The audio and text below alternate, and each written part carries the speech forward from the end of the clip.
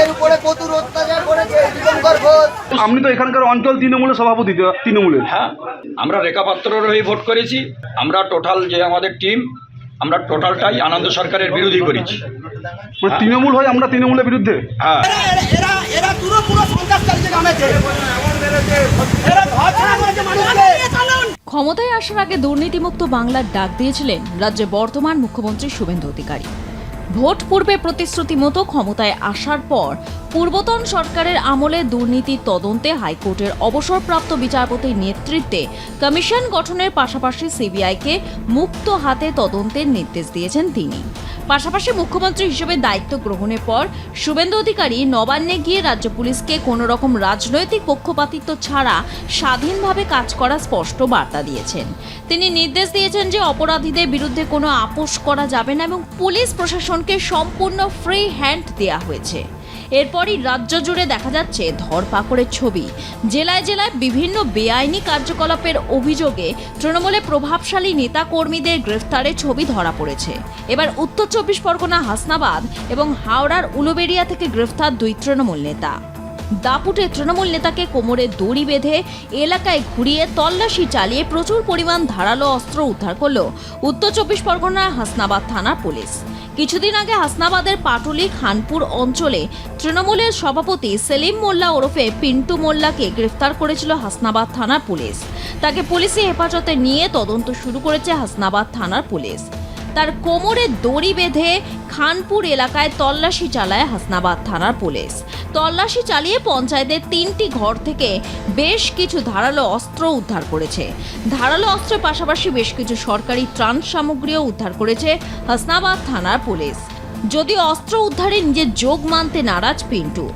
তার কথায় অনেক মাস আগেই চাবি পঞ্চায়েতকে দিয়ে দিয়েছিলেন, তাই পঞ্চায়েত বিল্ডিংয়ে কিছু উদ্ধার হলে সেই দায় তার নয় বলে জানান পিন্টু মোল্লা।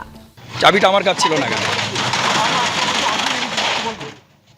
দেখুন, ওটা পঞ্চায়েতের টাকার বিল্ডিং, আমি 8 মাস আগে চাবি দিয়ে দিয়েছি। তিনি 70 বছর দোকানদারি করেছে, আমার দাদু করেছে, আমার বাবা করেছে, আমরা দোকানদারি করতে হবে কেন? না না, ভুল ধারণা। কোথায় আগ্নেয়াস্ত্র? যা আছে পঞ্চায়েতের, বললাম তো যে পঞ্চায়েতের টাকা বিল্ডিং করা, পঞ্চায়েতের বিল্ডিং। এটা চাবি পঞ্চায়েত থেকে এসছে, আমার কাছ থেকে আসেনি, চাবি আমার কাছে পাইনি। অন্যদিকে পঞ্চায়েতের অন্যান্য সদস্যরা সমস্ত দায় পিন্টুর ওপরই চাপালেন। আরে ব্যবহার করেছে কি? আমি করেছি না পিন্টু করেছে? শুনুন, আমি কি বলবো? পিন্টু ব্যবহার করেছে, পিন্টু বলুক, আমি কি বলবো? পিন্টু চাবি দিয়েছে, মাল রেখেছে, কি রেখেছে পিন্টু বলতে পারে, আমি বলতে পারি? আমার বলার দরকার নেই। আমি স্টাফ আমাকে বলেছে চাবিটা নিয়ে আসছে, আমি অফিস থেকে চাবি নিয়ে এসেছি। ও কি করে না করে আমার বলার দরকার নেই। কে কি রাজনীতি করে আমার দেখার দরকার নেই, সে ওই জানে, তা আমি কি জানি। তবে পঞ্চায়েতের জমি বলে দাবি করলেও সেই জমির দোকান আদতে স্থানীয় এক বাসিন্দা সাইফুদ্দিন গাজীর পরিবারের। দীর্ঘ 70 বছর ব্যবহার করেছেন তারা। অভিযোগ পিন্টু মোল্লা জোর করে সমস্ত কিছু দখল করে নেয়। আমরা চাইছি আমাদের দোকান আমরা ফেরত পাবো। আমার নাম সাইফুদ্দিন গাজী। দখল আমাদের ছিল মুদিখানার দোকান, গাছ জোর মতো বাইরে বার করে দিয়ে মালটাল ভ্যানে করে বাড়ি পাঠিয়ে দিয়েছে। হ্যাঁ, দীর্ঘ 70 বছর আমরা ব্যবহার করেছি। ও এখন পিন্টু মোল্লার অধীনে ছিল, ওই রেখেছে। অঞ্চল তো কোনোদিন ব্যবহার করেনি, উনি ব্যবহার করতো। তারপরে চাপাচাপ হওয়ার পরে ওই রাজনীতি করতো। ডিটেলস এই মেরিকেটি খাবে এই ধান্দা। অস্ত্রের ব্যাপারে আমি কি বলবো, ওদের কারবার ওইসব। হ্যাঁ, আমাদের ছিল, পিডব্লিউডির জায়গা আছে। পঞ্চায়েতের টাকা নিয়ে করেছে ও পঞ্চায়েতের শেষ কথা বলতো। হ্যাঁ, না আমাকে ভাড়া দেয়নি, আমাকে দিচ্ছে না এখন আর। অন্যদিকে মিথ্যে অভিযোগে তাকে গ্রেফতার করা হয়েছে বলে অভিযুক্ত পিন্টুর। কোনো গন্ডগোল নাই, পুলিশ অ্যারেস্ট করেছে। মিথ্যে কমপ্লেন দিয়েছিল একজন ব্যক্তি, আব্দুল রহমান গাজী বলে একটা ছেলে। আমাকে 29 তারিখে কমপ্লেন দিয়েছে, 31 তারিখে অ্যারেস্ট করা হয়েছে। এটা পার্টি অফিস না, এটা সরকারি ফলক দেওয়া আছে, ওদিক দেখেন আপনারা, সেটা করেন।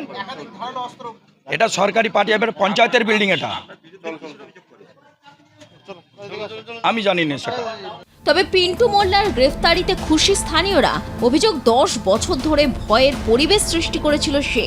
বর্তমানে এলাকায় শান্তি রয়েছে। আমি একটু খুশি হলাম যে ওর বয়স্ক লোক দেখে না, শুনে ঝাঁটটা ধরে মারে।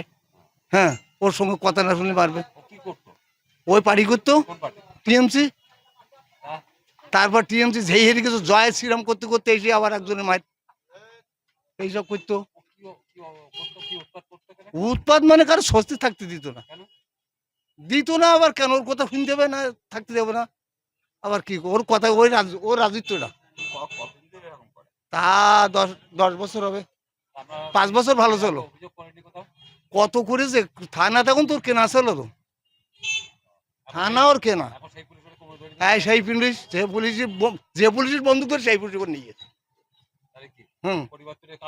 পরিবর্তন কাজ হয়েছে, আমার তো কাজ হয়েছে, তাই কার হয়েছে কিনা জানি।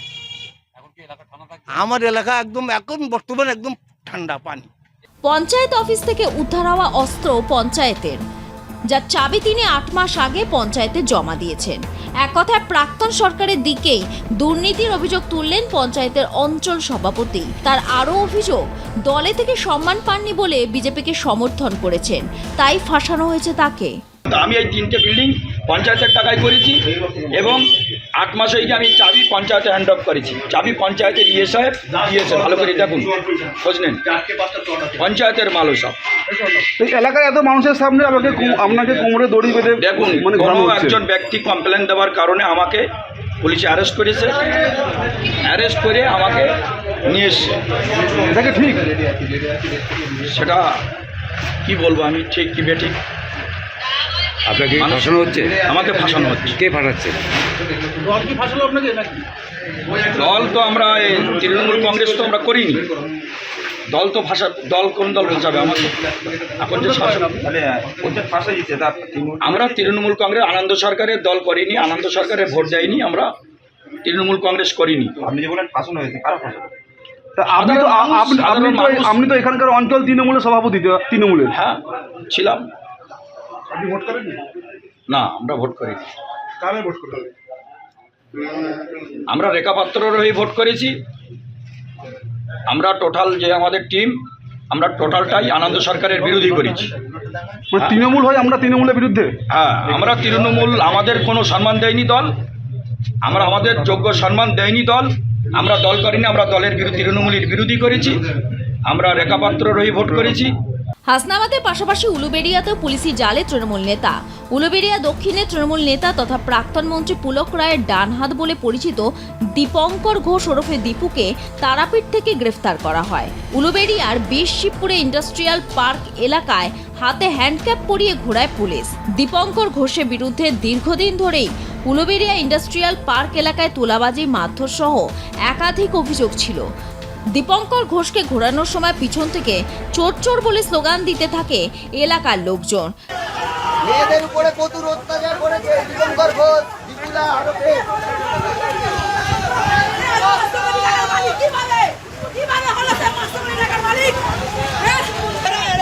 এরা পুরো সন্ত্রাসকারীদের নামেছে। এরা ঘর ছাড়া করেছে মানুষকে। তাকে রাজনৈতিক কারণে ফাঁসানো হয়েছে বলে সংবাদ মাধ্যমকে জানান দীপঙ্কর ঘোষ। পালা বদলের পর থেকে দুর্নীতি, তোলাবাজি এবং ভোট পরবর্তী হিংসার অভিযোগে একের পর এক তৃণমূল কংগ্রেস নেতা ও জনপ্রতিনিধি গ্রেফতার হচ্ছেন। রাজ্য পুলিশের পাশাপাশি কেন্দ্রীয় এজেন্সিগুলিও এই ধরপাকড় চালাচ্ছে। অভিযোগের ভিত্তিতে আরও অনেক তৃণমূল নেতার নাম রয়েছে তালিকায়। আগামীতে ধরপাকড় আরও বাড়তে পারে বলে দাবি রাজ্য নেতৃত্বের। উত্তর 24 পরগনা থেকে শ্যাম বিশ্বাস ও হাওড়া থেকে রণজিৎ রায়ের রিপোর্ট, আর+ নিউজ।